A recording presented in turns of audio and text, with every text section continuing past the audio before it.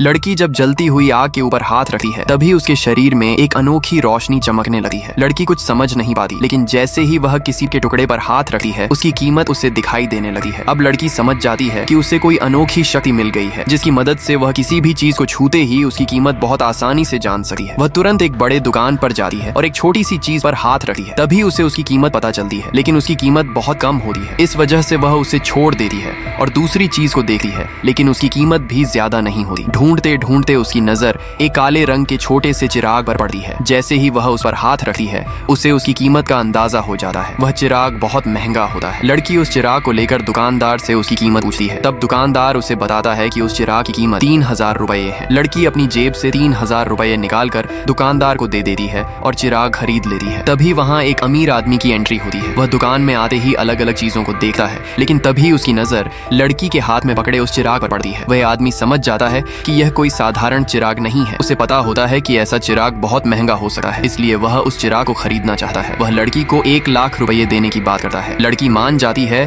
और वह आदमी उसे 1 लाख रुपए देकर चिराग ले लेता है। यह सब देखकर दुकानदार की आंखें फटी की फटी रह जाती हैं। उसे विश्वास ही नहीं होता कि 3000 रुपए का चिराग 1 लाख रुपए में बिक गया। इसके बाद वह अमीर आदमी लड़की को एक विजिटिंग कार्ड देता है और कहता है, अगर तुम्हें इस तरह की और भी महंगी चीजें मिलें तो मुझे जरूर बताना। मुझे महंगी और दुर्लभ चीजें इकट्ठा करने का बहुत शौक है। तभी वहाँ उस अमीर आदमी के बेटे की एंट्री होती है। वह भी उसी दुकान पर आया होता है। अमीर आदमी लड़की को अपने बेटे से मिलवाता है और कहता है, यह लड़की बहुत ही प्रतिभाशाली है। यह किसी भी चीज को छूते ही बता सकती है कि वह महंगी है या नहीं। लड़का यह सब सुनकर हैरान रह जाता है और ध्यान से लड़की को देखने लगता है।